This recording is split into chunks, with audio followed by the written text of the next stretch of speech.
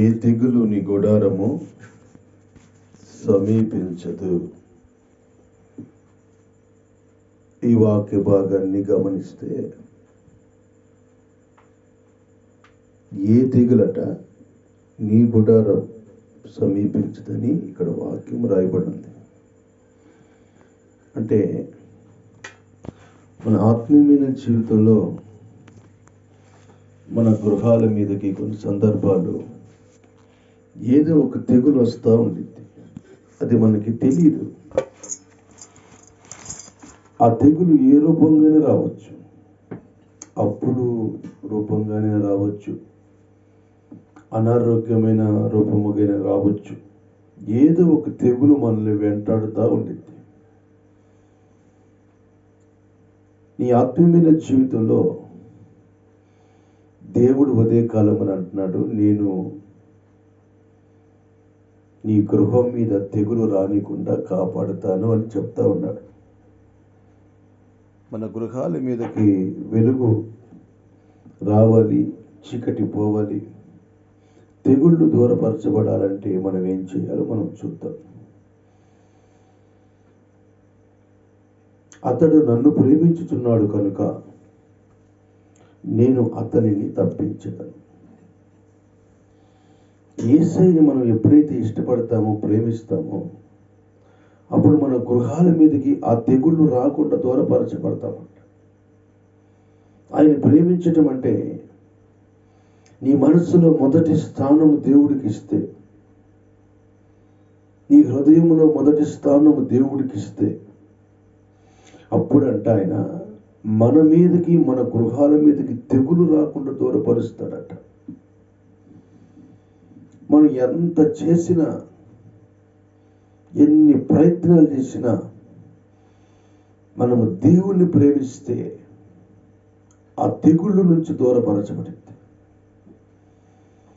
అందుకని రాహాబు అనే ఒక స్త్రీ ఉంది.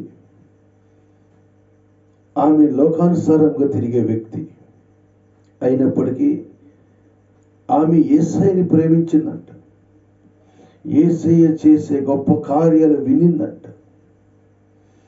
అప్పుడు ఆ సొదొమ గొమొర పట్టణము కాలిపోతా ఉన్నప్పుడు, నాశనమైపోతా ఉన్నప్పుడు, రాహాబు ఇల్లు మాత్రం చెక్కు చెదరకుండా అంతే ఉందంట.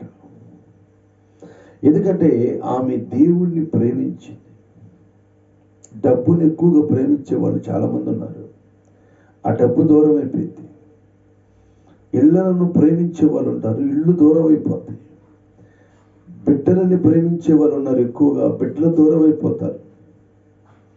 నువ్వు దేనిని ఎక్కువగా ప్రేమిస్తున్నావో ఆ ప్రేమ వాటి మీద తగ్గించేసి యేసయ్యని కనుక నువ్వు ప్రేమించగలిగితే నీ ఇంటి మీదకి ఏ తెగులు రాదు, ఏ సైతాను రాదు, ఏ ఒక దురాత్మ శక్తులు నీ ఇంటి చుట్టూ రావు. ఎందుకంటే ఆ యొక్క శక్తులను అరికట్టగలిగే దేవుడు మనం ఆరాధిస్తున్న నజరేయుడైన యేసు. మరొక మాట చెప్పి నేను మీకు ప్రార్థన చేస్తాను. రెండో మాట ఏంటంటే,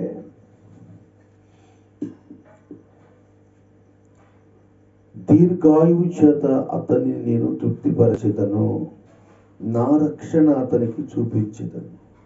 దీర్ఘాయుష్ చేత. కొన్ని సందర్భాల్లో నీకు ఇచ్చిన ఆరోగ్యాన్ని, ఆయుష్ని కాపాడుకోవాలి. నువ్వు ఎప్పుడైతే దేవుడు నీకు ఇచ్చిన నీ దేహమును కాపాడుకోగలుగుతావో అప్పుడు నీ గృహానికి ఏ తెగులు రాదట. అంటే మనల్ని కాపాడుకోవటం అంటే దేవుడు నీకు ఇచ్చిన వాటిని నువ్వు జాగ్రత్తగా కాపాడుకోవాలి. దీర్ఘాయువుతో నిన్ను నింపుతాడు.